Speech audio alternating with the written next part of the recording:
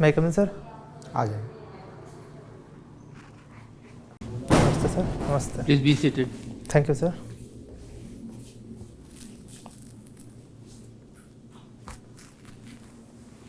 Your good name sir Mohit Rajput. and what is your academic qualification? Sir मैंने BA Allahabad विश्वविद्यालय से प्राचीन इतिहास, राजनीति विज्ञान एवं हिंदी साहित्य में किया है। इसके पश्चात मैंने 2018 में एमए प्राचीन इतिहास एवं संस्कृति में किया है। 2022 में मैंने अपना बीएड कंप्लीट किया है। वर्तमान में मैं इलाहाबाद विश्वविद्यालय में पुस्तकालय परिचायक के पद पर कार्यरत हूँ। किस पद पर? पुस्तकालय परिचायक। पुस्तकालय परिचारक के रूप में आपकी क्या ड्यूटीज हैं? सर लाइब्रेरी क्लोज करना, ओपन करना, बुक इशू करना, रिटर्न करना, बुक क्लीनिंग करना। इसके अतिरिक्त सर अदर जो भी काम मुझे दिए जाते हैं। इलाहाबाद की सेंट्रल लाइब्रेरी में हैं आप? जी सर। अच्छा, क्या एक्यूमुलेशन है बुक्स का? कितनी बुक्स होंगी आपके यहाँ? सर अभी 8 लाख प्लस है। अच्छा, और आपके पुस्तकालय अध्यक्ष कौन है? श्री वीके सिंह। ये तो फैकल्टी से होते हैं या जो है अलग से लाइब्रेरी के ही होते हैं? अलग से लाइब्रेरी के अच्छा, होते हैं। पहले तो यही होता था कि फैकल्टी से जो है जी। उससे जो है किसी को नॉमिनेट कर दिया जाता था, वो पुस्तकालय अध्यक्ष होते थे। You will like to be interviewed in English और हिंदी? सर हिंदी। हिंदी, ओके। आप किस ज़िले से रहने वाले हैं? सर हमीरपुर जिला। हमीरपुर के। तो आपने प्रशासनिक सेवा को क्यों चुना? सर इसके पीछे दो कारण हैं। पहले तो मेरी पारिवारिक पृष्ठभूमि, जिसमें काफ़ी लोग सिविल सेवा से जुड़े हुए हैं, इसके कारण मेरी प्रारंभ से इस क्षेत्र में रुचि थी। इसके पश्चात तैयारी के दौरान जो है मुझे लगा यह वो सेवा है जो शायद समाज में योगदान के लिए सबसे अधिक विकल्प उपलब्ध कराती है। साथ ही इसमें इसकी जो कार्य विविधता है और पब्लिक इंटरेक्शन है, वह स्वयं के व्यक्तित्व के विकास में भी अत्यंत महत्वपूर्ण है।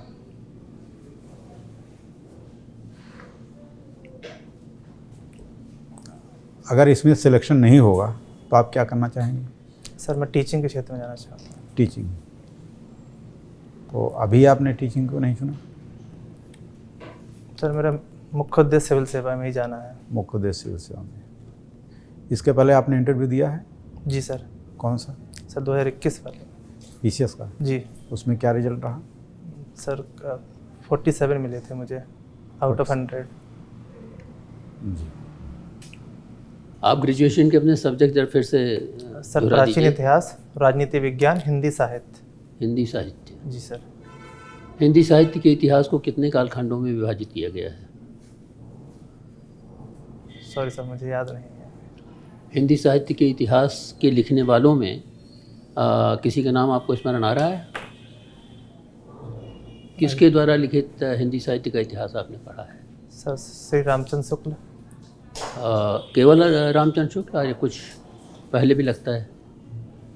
सॉरी सर आचार्य रामचंद्र शुक्ल। आचार्य रामचंद्र शुक्ल। जी सर। आचार्य रामचंद्र शुक्ल के इतिहास को आपने देखा है? हिंदी साहित्य के इतिहास को कभी उसको देखने का प्रयास किया? किस रूप में है? सर याद नहीं आ रहा, बहुत पहले पढ़ा था अभी मुझे। अच्छा, कालखंड के बारे में आपको ध्यान नहीं है कि उन्होंने कितने कालखंडों में हिंदी साहित्य के इतिहास को बांटा है? नहीं सर मैं रिकॉल नहीं कर पा रहा हूँ। आदिकाल कुछ याद आ रहा है? हाँ आदिकाल था, पूर्व मध्यकाल, पूर्व मध्यकाल, भक्तिकाल जिसको कहा गया। फिर इसके पश्चात आपका ये छायावाद है। ये छायावाद वगैरह तो बाद। कालखंड में तो जो है सीधे सीधे 4 कालखंड हैं।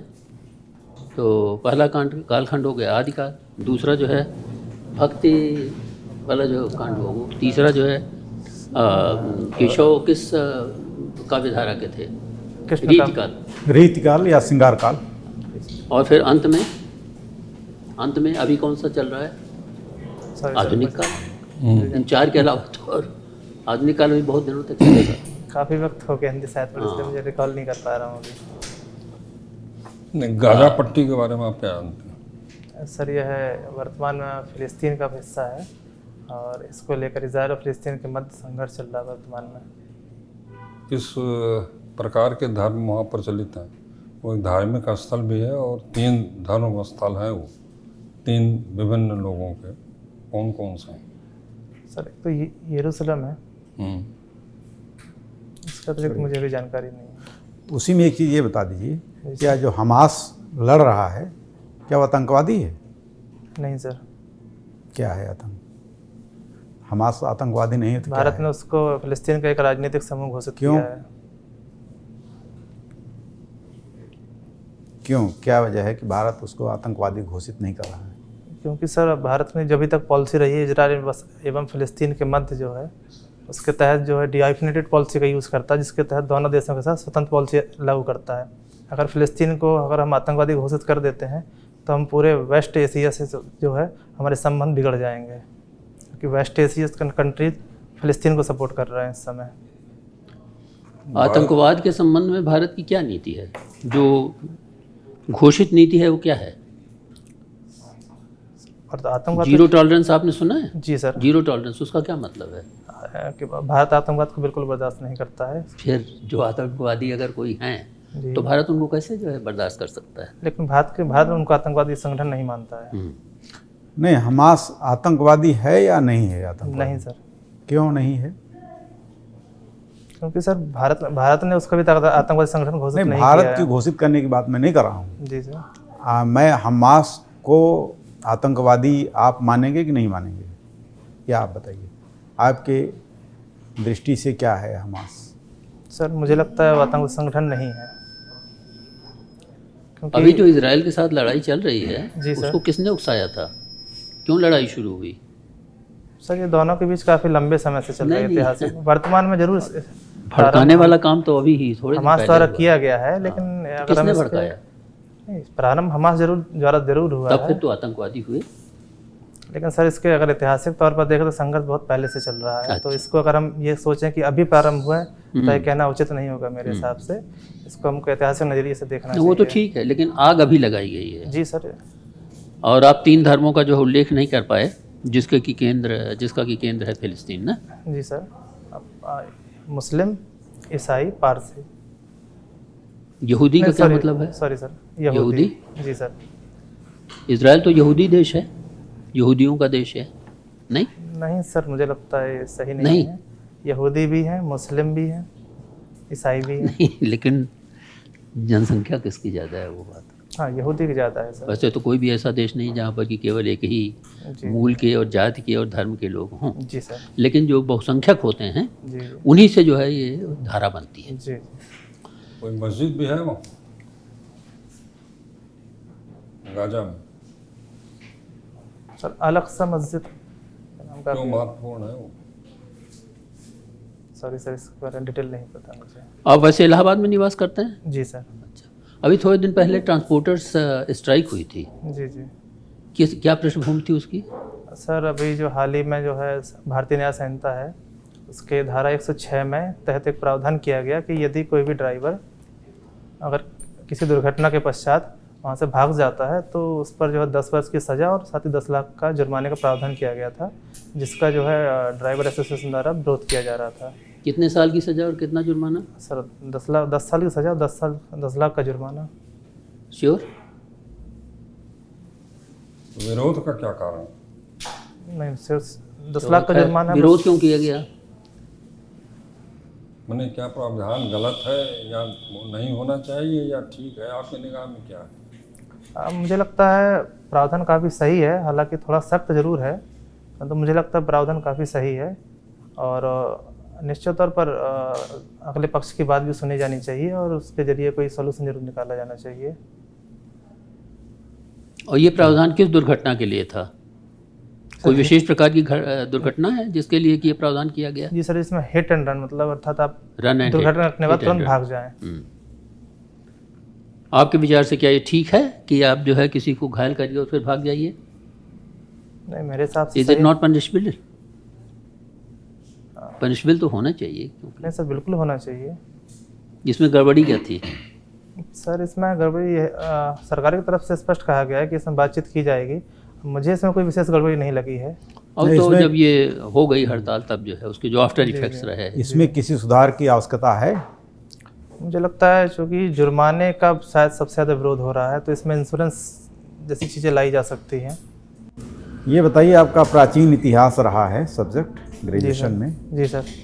अशोक ने जो स्तंभ लगवाए थे वो कहाँ से पत्थर लाए गए थे? सर चुनार से।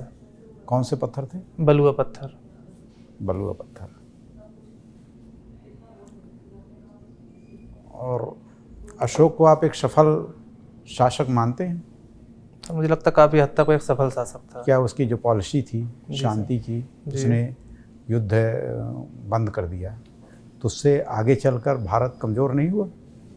नहीं, मुझे लगता है भारत उससे कमज़ोर नहीं हुआ। साथ ही इसके अतिरिक्त भारत को एक नई पॉलिसी मिली, विशेष तौर पर शांति व अहिंसा की, जिसके जरिए भी शासन किया जा सकता है बड़े भूभाग पर।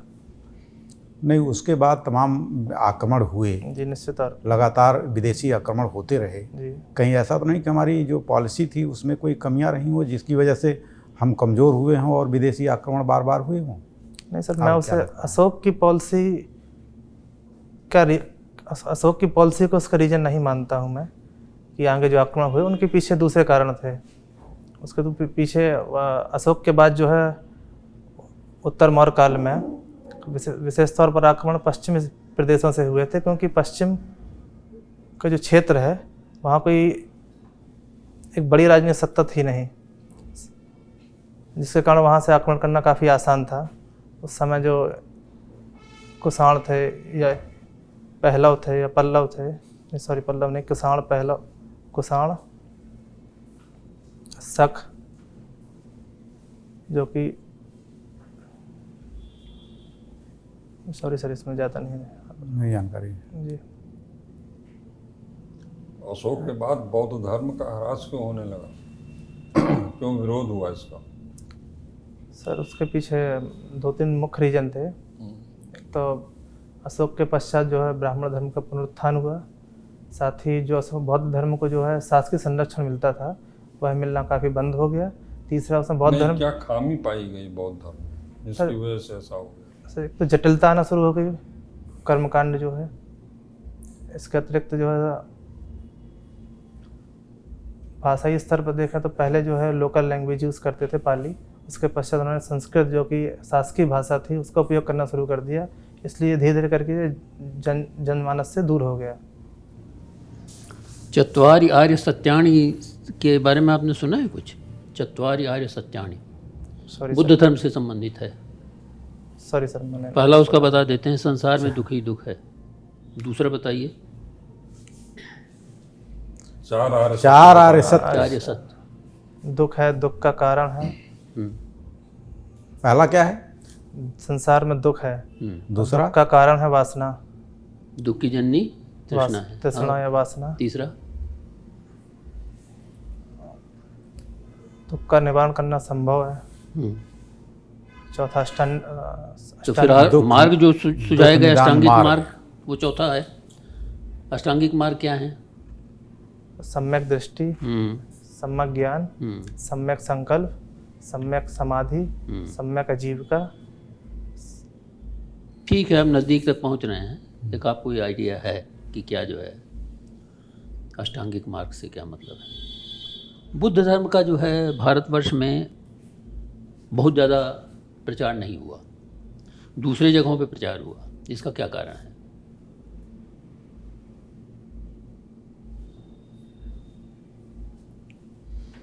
जापान में हुआ, श्रीलंका में हुआ, तो कैसे उन लोगों ने एक्सेप्ट कर लिया और भारत ने नहीं किया?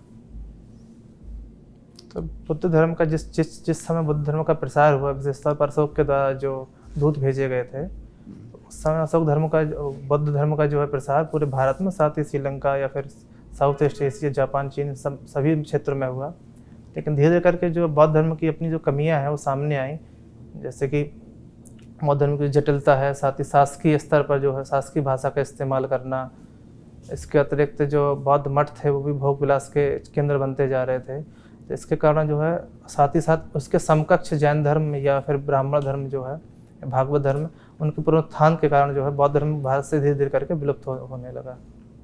ग्रेजुएशन में आपके जो मुख्य विषय थे उसमें आपने एक तो इतिहास बताया। जी सर। दूसरा जो है प्राचीन इतिहास, हिंदी साहित्य, राजनीति विज्ञान। राजनीति विज्ञान। जी। अच्छा। डेमोक्रेसी जो है इसके मूल तत्व क्या हैं? प्रजातंत्र के मूल तत्व क्या हैं? जी। अगर ये कहा जाए कि जो है एक वाक्य में बता दीजिए कि डेमोक्रेसी क्या है, इंग्लिश में। इंग्लिश में, bye the people, for the people, of the people. Of the people. इसका परवर्टेड फॉर्म क्या है? ये तो सही आदर्श है, जी। और इसका जो है, जो परवर्टेड फॉर्म है, उसका जो विलोम है वो क्या है? इसी से है सब। बाय की स्पेलिंग बदल जाएगी, बताइए। By the people, B Y by, जी। पीपल को उतारा, और यहाँ बी वाई ई, बाई हो गया, परवर्टेड फॉर्म है। ऑफ ओ एफ है, और इसका परवर्टेड फॉर्म हो जाएगा double F O double F, of. इसी तरह से तीनों का जो परवर्टेड फॉर्म दिया हुआ है, होना क्या चाहिए और जो है उसका परवर्टेड फॉर्म क्या हो जाता है। डेमोक्रेसी में सत्ता किसके हाथ में रहती है? सर जनता। किसके? जनता। जनता। आजकल एक वर्ड चला आत्मनिर्भर भारत का। जी सर। तो भारत कैसे आत्मनिर्भर बनेगा? आत्मनिर्भर बनने के लिए भारत को क्या करना है, या क्या बाधाएं हैं आत्मनिर्भरता में? सर भारत की जो मुख्य बाधा है वर्तमान में, तो इंफ्रास्ट्रक्चर की काफ़ी कमी है भारत में, साथ ही शिक्षा एवं स्वास्थ्य के क्षेत्र में, स्किल डेवलपमेंट के क्षेत्र में। ये आत्मनिर्भर का मतलब क्या है? सर भारत का जो आयात है, निर्यात है, उसमें समतुल्यता लानी है। सही शब्दों में अगर कहें तो ये कि है, आप दाता बनिए और दूसरों से लेना आपका कम हो, इन्हीं आइडियाज़ पर आइए। ना हम किसी से कुछ लेंगे, ना किसी से कुछ देंगे, नहीं हम सर, ऐसा आत्मनिर्भर बनेंगे। आत्मनिर्भर बनेंगे तो देना होगा कि नहीं, ये बताइए। नहीं, बिल्कुल सर, निर्यात को भी बढ़ाना है, साथ ही हमको निर्यात को अधिक से अधिक बढ़ाना, साथ ही साथ आयात को बहुत सीमित करना है। देखिए, निर्यात आयात की बात नहीं, सबसे बड़ी चीज़ है प्रोडक्शन बढ़ाना। जी। जितना लेंगे उतना देंगे। जब तक आप उत्पादन नहीं बढ़ाइएगा, तब तक जो है न देने का सवाल है न लेने का सवाल है। तो मूल भावना जो है वही है। How much time? ये बताइए, आप एज एसडीएम आपका सिलेक्शन हो जाता है, जी सर। और कोई आपका कर्मचारी है जो बहुत ही करप्ट है, उसे आप हटाना चाहते हैं, किंतु उसकी जो है पहुंच किसी एक मंत्री जी से है, वो मना करते हैं कि लेखपाल वो कर्मचारी है उसको वहीं बना रहने दीजिए, आप क्या निर्णय लेंगे? सर एज़ पर प्रोसीजर, जो भी प्रोसीजर होते हैं मैं उसको फॉलो करूंगा उसके खिलाफ। प्रोसीजर क्या होगी? वो लगातार प्रेशर बना रहे हैं कि इसको हटा दीजिए वहाँ से, जो भी उस पर, और वो जो भी मेरे बातें संज्ञान में आ रही हैं कि वो भ्रष्टाचार कर रहा है, उसकी पहले प्रॉपर जांच करना। अगर मुझे लगता है कि वह भ्रष्टाचार के मामले में लिप्त है, तो मैं रिपोर्ट बना करके जो है अपने उच्च अधिकारियों को रिपोर्ट प्रेषित कर दूंगा। नई रिपोर्ट रिजेक्ट हो गई, माननीय मंत्री जी का अभिमत है कि वो वहीं रहेगा और आप भी वहीं रहेंगे, तो इस स्ट्रेस को कैसे टैकल करेंगे, सिचुएशन को कैसे ठीक करेंगे? माननीय मंत्री जी का अभिमत है कि वो वहाँ से नहीं जाएगा और वो अपने काम में उसी तरह से लापरवाह रहेगा। आपको उस पर नियंत्रण बनाए रखना है, सिचुएशन ख़राब न हो, आपको भी नहीं हटाया गया। तो जो स्ट्रेस है और जो सिचुएशन है, तो कैसे हैंडल करेंगे आप? मुझे लगता है अगर वह भ्रष्टाचार में लिप्त है और मैंने अपनी रिपोर्ट प्रॉपर बनाई है, तो निश्चित तौर पर कार्रवाई होगी। अगर में कार्रवाई का जो रिजल्ट है वो तो उनके हाथ में, उन्होंने रिजेक्ट कर दिया। अगर ऊपर से रिपोर्ट रिजेक्ट हो जाती है, तो मुझे लगता है कि उन्होंने शायद पाया होगा कि भ्रष्टाचार नहीं किया गया है, तब मैं इस पर आगे कुछ कार्रवाई नहीं कर पाऊंगा। मैं आप सिचुएशन से कैसे निपटेंगे? वो तो उनकी समस्या तो कुछ है नहीं, समस्या तो आपकी है। जी सर, प्रयास मेरा ये रहेगा कि उसके हाथ में ज़्यादा कार्यभार ना रहे। तो और छूट दे देंगे उसको। कार्यभार तो जो प्रोवाइड होगा उसको आप कैसे कम कर पाएंगे? उसके पटल का जो उसके भी सरकारी ड्यूटियां हैं, उसे तो आप कम नहीं कर पाएंगे। तब सर मैं अपने स्तर पर जो मेरी शक्तियाँ होंगी या जो विशेषाधिकार होंगे, उनका प्रयोग करने की कोशिश करूँगा। अभी एक जो ट्रक ड्राइवरों की हड़ताल चल रही थी, उसमें मध्य प्रदेश में एक डीएम साहब ने जी सर। उसको ट्रक ड्राइवरों को कह दिया कि तुम अपनी औकात में रहो। क्या उन्होंने सही कहा, गलत कहा? नहीं, मुझे लगता है गलत है। क्यों गलत है? वो हड़ताल को ख़त्म कराने के लिए तो उनको शासन ने निर्देश दिया था कि हड़ताल को ख़त्म कराएं। तो हड़ताल को समाप्त कराने के लिए जो अपना वो समझा उन्होंने वो बनाया, प्रयास किया, तो गलत कैसे है? निश्चित तौर पर सर, लेकिन सिविल सेवक एक पब्लिक सर्वेंट होता है और उसे जनता के समक्ष जो है अपनी बात रखने का तरीका होता है, उसे सौम्य तरीके से अपनी बात रखना चाहिए, साथ ही सामने वाले की बात भी ध्यानपूर्वक सुननी चाहिए। और उन्होंने जिन शब्दों का इस्तेमाल किया वह उचित नहीं थे। ठीक है, थैंक यू। ओके, आप थैंक यू। नमस्ते सर।